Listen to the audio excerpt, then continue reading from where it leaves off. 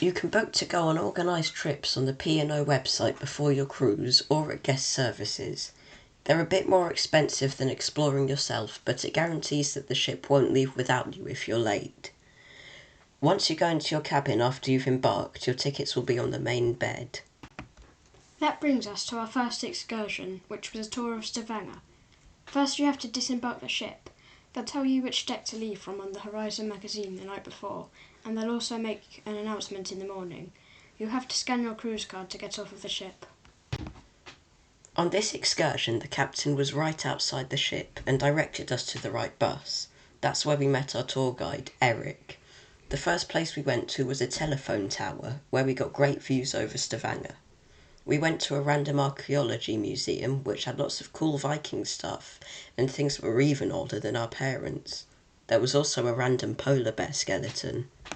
Rawr! Next we went to the Three Swords, which are literally three massive swords poking out of the ground. They represent the Battle of Fjords. We then went back into the city of Stavanger, where we saw the beautiful white wooden houses. We even got a chance to view them from above when we got back to the ship. Stavanger was our favourite port, because there was lots to walk around. Now, what does Bob think of Stavanger? I think Stavanger is really nice. And there is a lot to do there. I give Stavanger an 8 out of 10. Our second port of call was Olden, where we went to see the Brixel Glacier.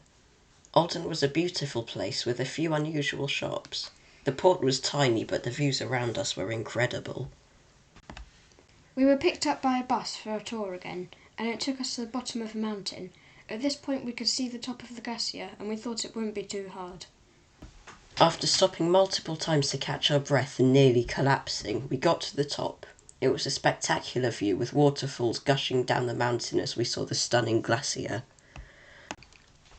If you want the view but the climbing doesn't sound appealing, we would recommend that you take the troll cars, which are little green electric vehicles that drive you up the mountain. When we drove back down to the port, we stopped off to get some incredible views of the fjord. What does Bob think of Olden?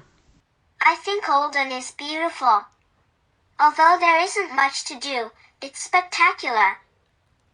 I give Olden a 7 out of 10. Our next excursion was supposed to go to Helsilt, but instead we docked in Flom due to the terrible weather. This time we took a railway excursion.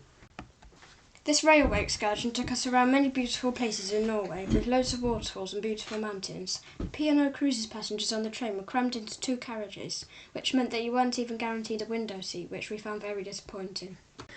If you go to Flom, we recommend just exploring the port and taking in the views.